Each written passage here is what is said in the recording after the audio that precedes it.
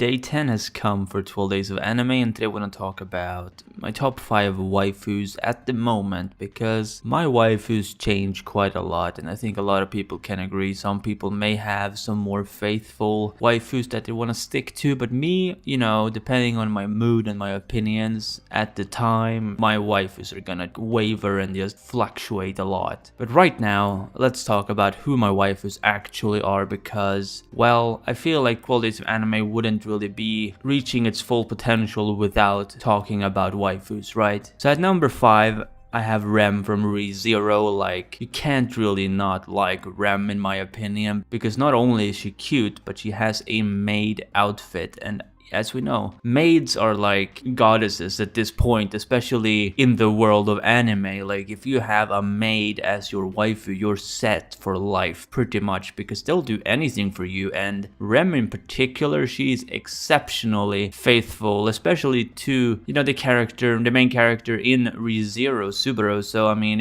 if you replace Subaru with yourself, you really have reached the pinnacle of life. At number 4, I have Ayase from Guilty Crown. Now, this one is probably someone a lot of people haven't heard about, mostly if you haven't seen the anime of Guilty Crown. Now, Ayase is, in my opinion, she's just the best girl from the series, because of the fact that she is, in a wheelchair. And now I understand that may sound very alarming to hear, but I don't mean that, I love her because she's a cripple. What I mean is, she's in a wheelchair, but that's not really stopping her from being an ordinary person and really being able to do things that other people can also do.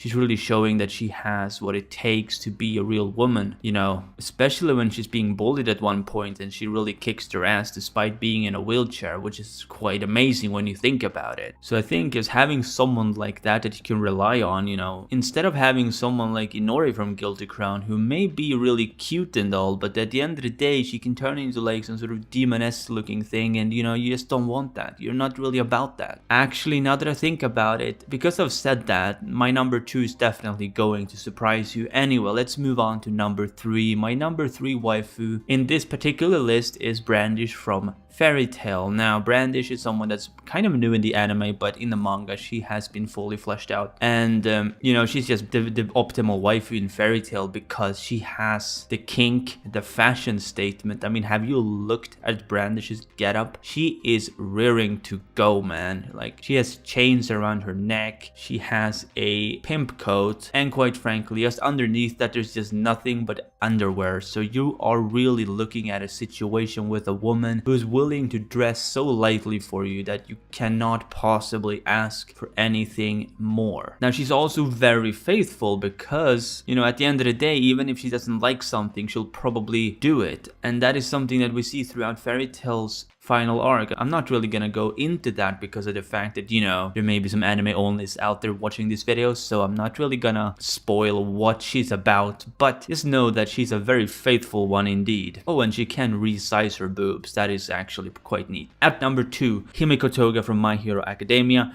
Now, this one is probably gonna surprise a few people because a lot of people have, Ochaku Uraraka as their wife, or Momo, but me, I like Toga because Toga, she's kind of like a psycho, and that's kind of kinky when you think about it. She wants to kind of like cut you up and kill you and stuff. I'm quite about that. Like I said, Inori from Guilty Crown, her demoness sort of attitude doesn't really help, but this one is more about love.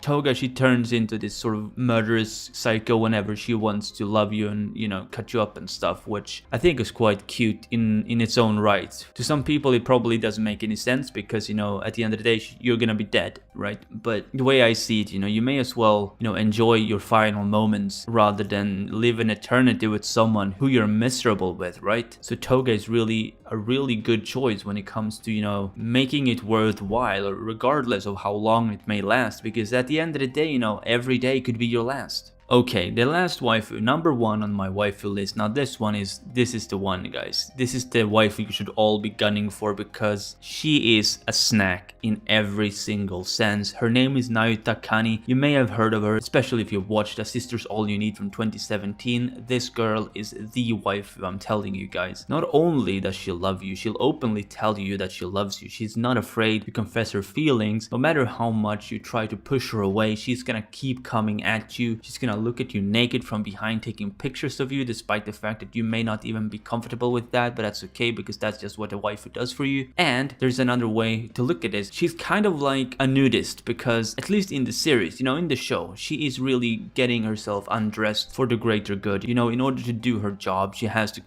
let's just say she has to remove a few layers of cotton on her body in order to make it right. And that is what I like to see. And I know what you may think, it sounds very sketchy, but when you actually watch that show, you're gonna see what I mean. It really is a good quality of a waifu, as far as I'm concerned anyway. Anyway, that has been my top 5 waifus of 12 Days of Anime Day 10, so I hope you liked it. I want to know what your waifus are down below in the comments, so don't even hesitate to drop your waifus down there so I can read them, look them up, and really see if they're up to my standards, and whether they're on par with the ones I have, because I ain't joking around with waifus, guys. They gotta be of solid quality. Anyway, if you did, be sure to Detroit smash that like button if you enjoyed, and subscribe if you haven't done so already. This has been Chaotic Plus, and don't forget to tune in tomorrow for day 11 of 12 Days of Anime.